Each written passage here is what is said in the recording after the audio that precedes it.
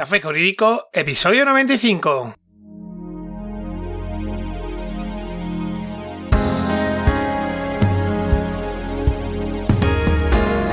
Muy buenas tardes, bienvenido de nuevo hoy martes, día 23 de febrero. Mi nombre es Juanma Delgado y esto es Café Jurídico, un espacio de divulgación jurídica donde, en el tiempo que dura un café, abordaremos novedades legislativas, interpretaciones de doctrina y jurisprudencia sobre distintas temáticas, aprenderemos a manejar herramientas para la eficacia y la productividad profesional y, en definitiva, nos acercaremos de una forma amena y distendida al sector jurídico.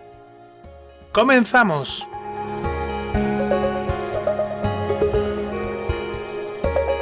Un famoso escritor argentino, Julio Cortázar, decía que nada está perdido si se tiene el valor de proclamar que todo está perdido y hay que empezar de nuevo.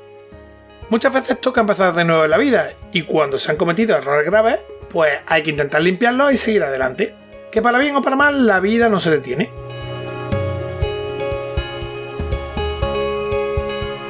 Enfrentarse a una pena privativa de libertad siempre es duro y no digamos ya si toca entrar en prisión. Muchas veces eso marca unas consecuencias que van más allá del propio tiempo de cumplimiento de la condena. Porque guste o no, la realidad es que la sociedad no suele ver con buenos ojos el que alguien tenga antecedentes penales. Y es curioso, porque en la actualidad ingresar en prisión puede ser más fácil de lo que uno pudiera pensarse. Esto es algo que ya he comentado alguna que otra vez, pero bueno. Por suerte, cuando una persona tiene antecedentes penales, puede hacer que los mismos se cancelen y desaparezcan para continuar con su vida de la mejor manera posible y sin que queden manchas o borrones más allá de las propias experiencias vitales que el cumplimiento de una determinada pena haya podido implicar. Hoy vamos a dedicar nuestro programa a hablar sobre la cancelación de los antecedentes penales. Pero antes, cursosjurídicos.es, el entorno virtual de aprendizaje creado por y para profesionales del sector jurídico, aportando una visión de 360 grados sobre todos los aspectos relativos al ejercicio de este tipo de profesión, con un enfoque práctico y muy orientado a la adquisición de competencias.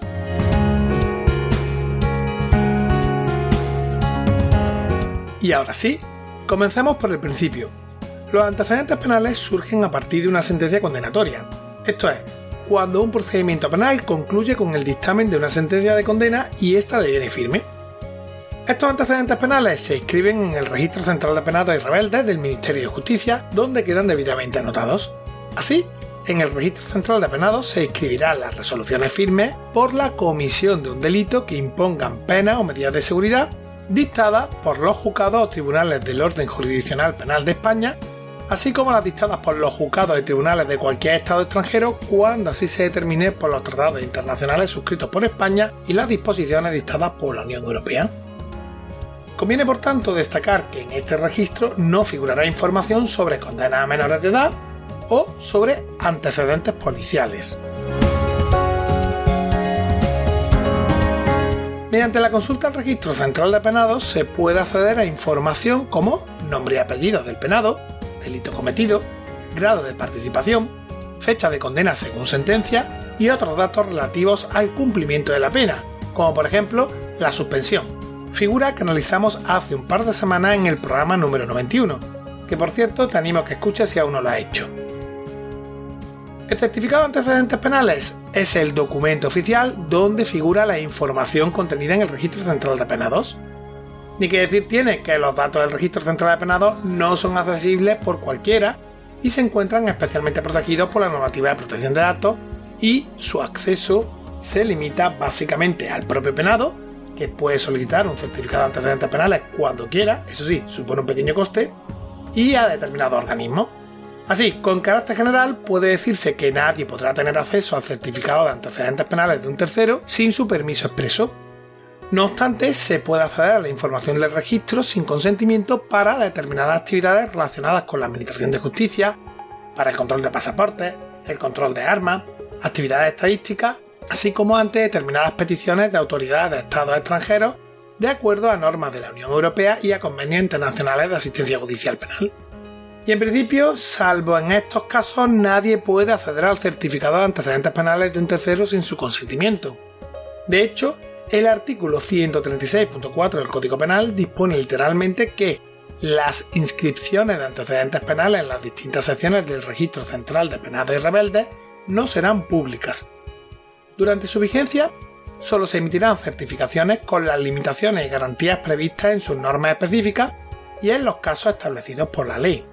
En todo caso, se librarán las que soliciten los jueces o tribunales, se refieran o no a inscripciones canceladas, haciendo constar expresamente esta última circunstancia. Vale, ya sabemos qué son los antecedentes penales, dónde se encuentran inscritos, cómo pueden ser consultados y por quién.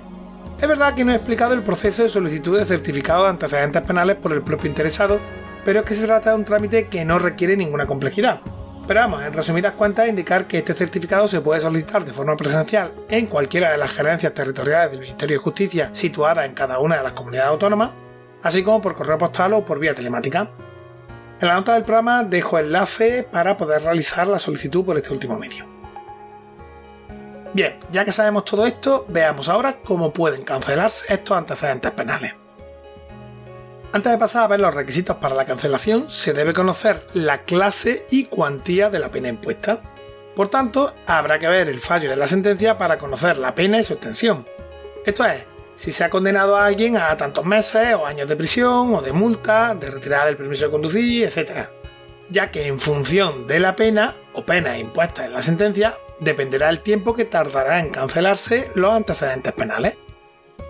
Una vez que se tenga la sentencia delante y se sepa la condena exacta, habrá que acudir al artículo 136.1 del Código Penal para saber durante qué plazo no se podrá cometer ningún otro delito para que se puedan cancelar dichos antecedentes penales. Analicemos qué dice exactamente el citado artículo 136.1. Los condenados que hayan extinguido su responsabilidad penal tienen derecho a obtener del Ministerio de Justicia, de oficio o estancia de parte, la cancelación de sus antecedentes penales cuando hayan transcurrido sin haber vuelto a delinquir los siguientes plazos: 6 meses para las penas leves, 2 años para las penas que no excedan de 12 meses y las impuestas por delitos imprudentes, 3 años para las restantes penas menos graves inferiores a 3 años, 5 años para las restantes penas menos graves iguales o superiores a 3 años y 10 años para las penas graves. Para poder determinar qué clase de pena se ha impuesto, se debe consultar el artículo 33 del Código Penal, que clasifica las penas en función de su naturaleza y duración en graves, menos graves y leves. Así, conforme a lo indicado en el apartado primero del artículo 136, para poder cancelar los antecedentes penales se deben reunir los siguientes requisitos. Primero, que la pena se haya extinguido. Segundo, que haya pasado el plazo estipulado en el artículo 136 desde que se produjo la extinción de la pena. Y por último, que el plazo de extinción no se haya interrumpido por la comisión de un nuevo delito. Ahora bien, ¿cuándo se extingue la pena y empiezan a contar estos plazos? Bueno, pues para dar respuesta a esta pregunta habrá que consultar el apartado segundo del artículo 136, que literalmente dispone: los plazos a que se refiere el apartado anterior se contarán desde el día siguiente a aquel en que quedará extinguida la pena. Pero si ello ocurriese mediante la remisión condicional, el plazo, una vez obtenida la remisión definitiva, se computará retrotrayéndolo al día siguiente a aquel en que hubiere quedado cumplida si no se hubiere disfrutado de este beneficio. En este caso se tomará como fecha inicial para el cómputo de la duración de la pena el día siguiente al del otorgamiento de la suspensión. Vale, esto ha sido la versión enemigo.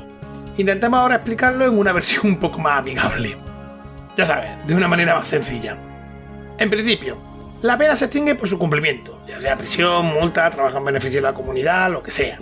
Si te condenan a un año de prisión y cumple la pena, pues a partir de la fecha de salida. En caso de multa, cuando se ha satisfecho la misma. Y así con todos los tipos de pena. En caso de que la pena haya sido suspendida, se considerará extinguida por el cumplimiento de las condiciones establecidas cuando se otorga este beneficio.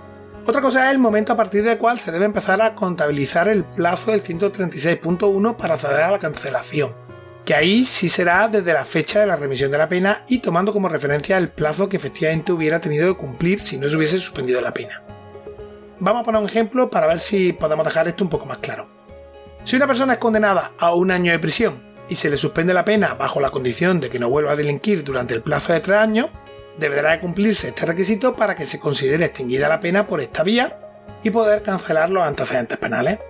Ahora bien, cumplido los 3 años de suspensión y remitida la pena, como fue condenado a 1 año de prisión, el plazo del cómputo para la cancelación de los antecedentes penales comenzará a partir del transcurso de 1 año desde que se acordó el beneficio de la suspensión. ¿Queda claro? Yo creo que sí, ¿no? Que ya lo deja más o menos claro.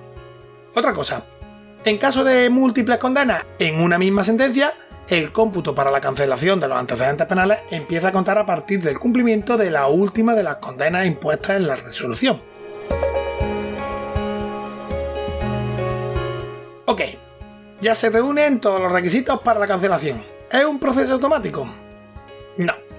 La cancelación no es automática y, como ves, los requisitos para la cancelación de los antecedentes penales pueden ser complicados para aquellas personas que no se dedican al derecho penal. Por eso es bueno no aventurarse uno mismo y antes de iniciar los trámites consultar con un abogado penalista. Pero vamos, básicamente se deben tener identificados a la perfección los antecedentes penales pendientes, que es lo más complejo, y luego cumplimentar la solicitud para su extinción o cancelación, que por cierto te dejo también en las notas del programa. Una vez cursada la misma, rellenando los apartados correspondientes y adjuntando la documentación indicada en la parte trasera de la solicitud, bueno, si te descargas el PDF en la segunda página del fichero, el plazo máximo de resolución es de 3 meses y la notificación se efectuará en el domicilio dejado a tales efectos. No obstante, si transcurre este plazo de 3 meses y no se obtiene respuesta, se podrá entender estimada la solicitud de cancelación. Ahora bien, hay que tener en cuenta una cosa, y es que este plazo se suspenderá cuando sea necesario recabar del órgano judicial la fecha de extinción de la responsabilidad penal. ¿Qué pasa si no se cancelan los antecedentes penales? Pues conforme a lo dispuesto en el apartado 5 del artículo 136 del Código Penal, en los casos en los que, a pesar de cumplirse los requisitos indicados para la cancelación, esta no se haya producido, el juez o tribunal acreditado hasta las circunstancias no tendrá en cuenta dichos antecedentes. Así que en principio pues no pasaría nada. Ahora bien, mi consejo es siempre quitarse del medio los antecedentes penales porque queda bastante mejor. Por último, ¿estas reglas son iguales para las personas jurídicas? Bien, pues de conformidad con lo establecido en el artículo 136.3 del Código Penal, las penas impuestas a las personas jurídicas y las consecuencias accesorias del artículo 129 del Código Penal se cancelarán en el plazo que corresponda, de acuerdo con la regla prevista en el artículo 136.1, salvo que se hubiese acordado la disolución o la prohibición definitiva de actividades. En estos casos se cancelarán las anotaciones transcurridos 50 años computados desde el día siguiente a la firmeza de la sentencia.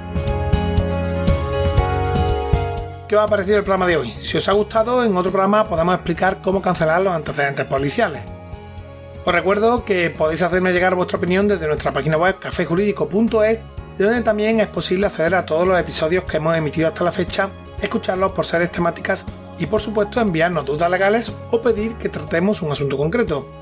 También podéis seguirnos y escucharnos en las principales plataformas del sector: iTunes, iVoox, Spotify, Spreaker, Google Podcast, YouTube, Deezer, Amazon Music y así hasta más de 35.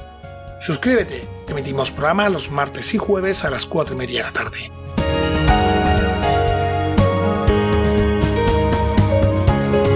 En fin, me despido ya por hoy, muchas gracias por tu tiempo, nos vemos el próximo jueves, último programa del mes, donde, un día más, acompañados de María Ángeles Rodríguez, con una taza de café daremos respuesta a las preguntas que nos habéis ido haciendo llegar.